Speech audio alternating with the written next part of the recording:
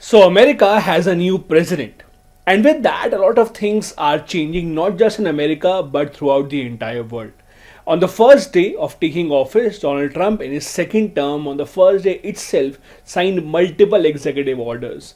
One of the most important ones was he announced that America will withdraw from the World Health Organization, WHO. Now, there are far reaching consequences of such a decision, not just for America or WHO, but for the entire world, including India. That is why I thought, why not discuss what exactly are the implications of America under Donald Trump coming out of WHO, that is the World Health Organization.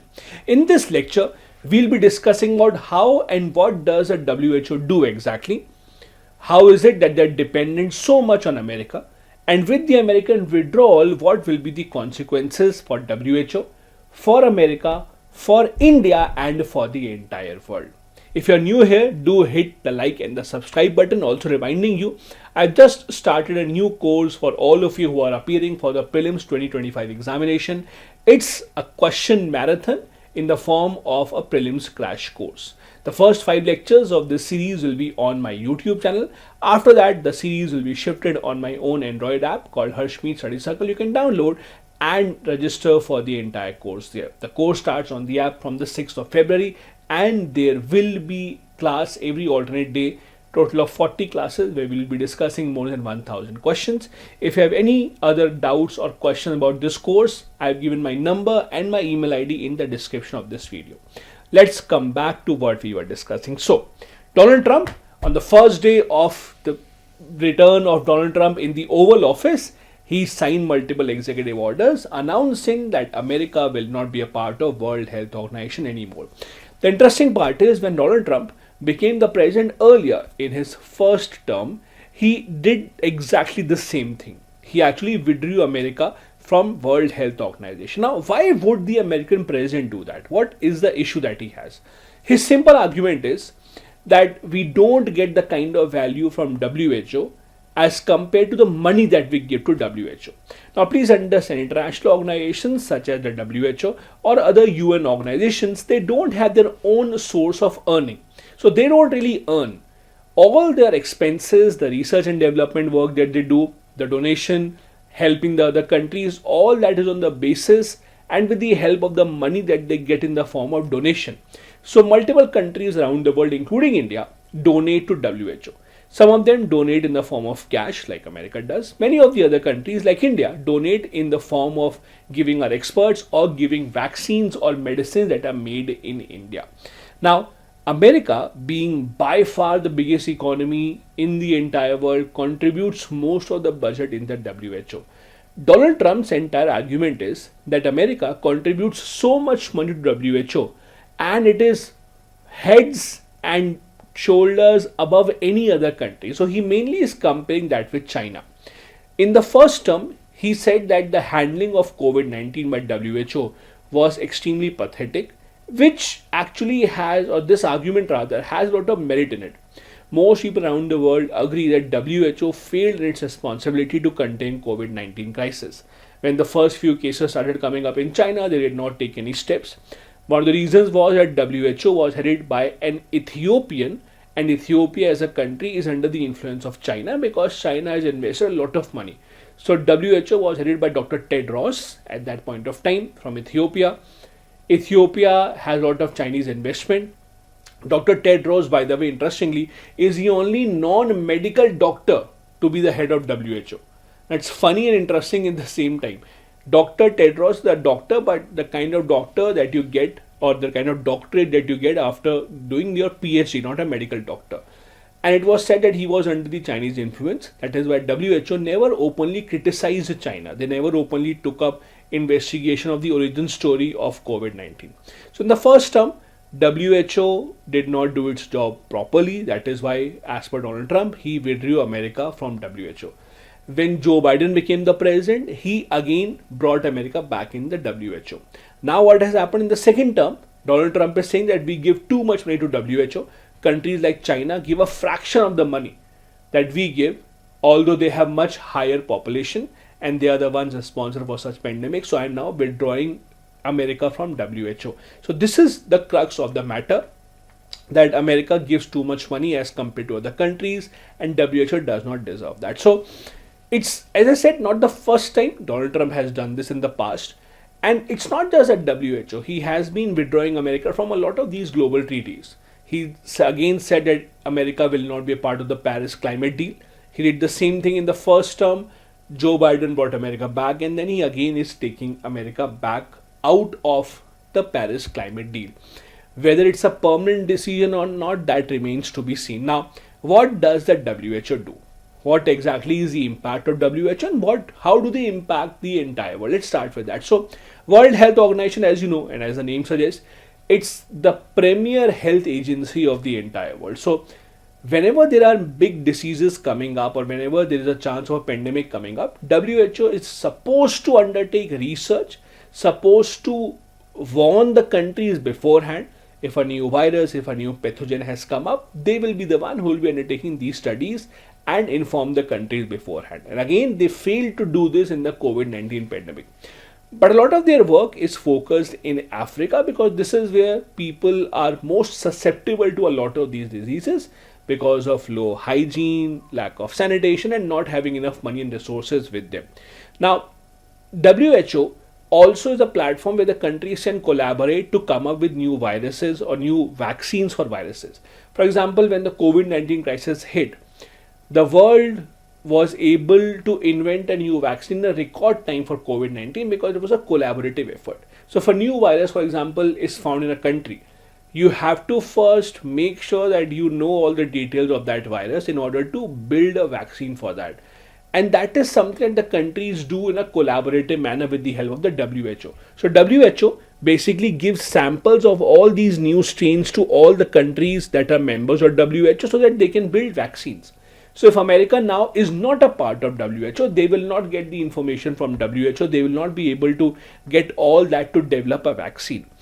WHO also gives guidance to other countries. They give a lot of guidelines. For example, if you see any child being born now, the normal guideline from WHO is that you should not give salt for 1 year. You should not give water to the child for first 6 months. For the first 6 months, only mother's milk. All these are guidelines that WHO has given. Now, these are not binding. Countries may choose to follow or not follow, but this is what the WHO does. But America says we are better off without that. Now, is it the first time that a country has withdrawn? No.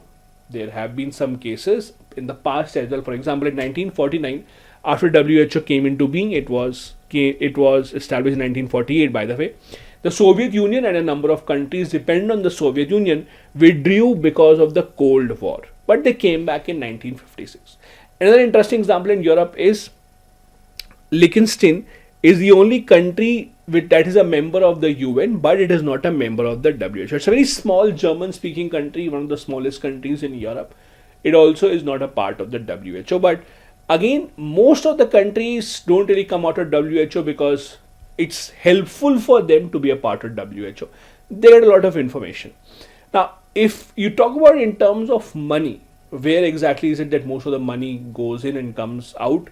US by far the largest contributor. Then we have Germany. Also, it's not that countries or the governments are the only contributors to WHO. There are organizations such as Bill and Melinda Gates Foundation, Gavi. All these contribute huge amount of money to the WHO year on year. So it changes year on year. This data is from 2022-23 that I have taken. Now let's start with the implication part. Let's first understand the global implication. Means globally, what impact would it have? Now, the most obvious one, WHO will be short of money. The staff that they have, it requires a huge amount of money to maintain that. Thousands of people work for the WHO in the entire world, undertaking operations in many parts of the world, especially in Africa and in some parts of Asia as well. So that will be hit because again, they don't have any other source of revenue. It will lead to operational challenges. In fact, there are news reports that say that WHO is already cutting down on the hiring, already scaling back most of the programs that they have. So it's a very obvious impact that will happen when your funding source or the biggest funder that you have says that I will not give you money anymore. Second, global health leadership will have to change. Now, there is a view to actually see this in the point of view of from what China would think. Now, from Chinese point of view, it's not a very bad thing. At the top of the ladder in the world, there's only place for one true leader, one global policeman. And when America leaves that place, vacates that place, China can come in and say, okay, now we will be the one who will lead the world. Let us give that money and let us take that leadership position. So, from the point of view of those countries looking to challenge the American hegemony, such as China, Russia, it's not a bad thing. Maybe a bad thing for India. India would not like increasing influence of China, but then the global health leadership has to be taken up by some country, and maybe, just maybe, China would like to fill in that space. Also, it would lead to forced collaborations between multiple countries. They would have to ensure that if WHO has to work properly or has to maintain the programs it has, they would have to step up, give more money. So now it remains to be seen whether the decision of Donald Trump remains final. Second, from where does WHO now bring in the money that WHO requires for its operations? Then there's also a possible impact on the global health security. Again, the global health is something that WHO is responsible for. There have been pandemics that we have seen, the most recent one, the COVID-19 pandemic, and there are few fears of similar pandemics recurring in the coming years as the food habits change, as there are people who are exploring with different types of food items. You never know if the world will be better prepared for pandemic without America being a part of WHO, because it's a big hit.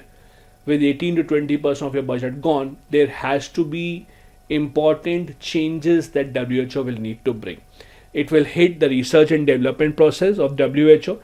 It will have to, or it will see a cut down in the WHO initiatives.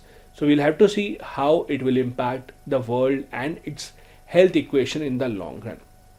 If you look at how the funding pattern of WHO has been, about 22% of the money comes from private entities, Bill and Melinda Gates Foundation leading the charge, 18% from US, and remaining 60% from other countries. This is the complaint that America has, that other countries don't contribute as much as they should, and why should we be responsible for the entire world? Now let's come to the Indian point of view. Where do we stand? Would it have a direct impact on India? Some people might say no, it would not. But actually, if you see, if you're a part of an organization such as WHO, you would not want its working to be hampered, which will happen with the American withdrawal. So India also would have to take up its share of responsibility. India will also have to increase the donation that we give to WHO, maybe in terms of money or in terms of vaccines or medicines, etc. We can also leverage our good relationship with America to maybe try and convince them to come back and be a part of WHO. See, because India does not want China's status to improve in the world. Because if China takes up that top leadership position, it does not augur well for us. So India can see if we can be that leader in the WHO, but it would be very difficult. It's not that practical, because being at the leadership position means spending a lot of money year after year. Is India ready for that? I don't think so. So leadership position may not be up for grabs for India, but India would not want China to be at that position. We can bump up our COVID, our vaccine production, not just for COVID, but other medicines and other diseases as well. WHO is a major supplier of low-cost medicines and vaccines to African countries. India is the pharmacy of the world for generic products especially. So India can play a major role in helping WHO there. India would need to ensure that we form partnership with other countries as well to make sure that we curtail the rise of China in the absence of the US, and collaborate in those groups where China especially is not a member. Maybe have good talking terms or have good discussion with countries such as France, Germany, UK, and see how that gap can be filled in if America can't be withdrawn or can't be compelled to come back in. Similarly, our domestic health policies also have to ensure that it doesn't affect us. Now, WHO plays an important role in our domestic health policies also. They do give us health updates. They also share with us what are the new viruses that may be expected in the coming months, so that our vaccines can be tweaked accordingly. So if WHO is not able to work on its full scale or on its full potential, India has to make sure that our domestic policies also are now ensuring that we are not too dependent on the WHO. We have to make sure that all the information coming in from WHO is not the only source of information that we have, because it can be squeezed in the coming years. The contribution that we make to WHO also is under different heads. So most of our contribution is in the form of vaccine manufacturing. India is the largest manufacturer of vaccines in the entire world. Then generic medicine, again something that we are very proud of. Then medical training, again India is proud to be a country where many people come in for their treatment at a low cost. All this is something that India contributes in the WHO. Implications for the world.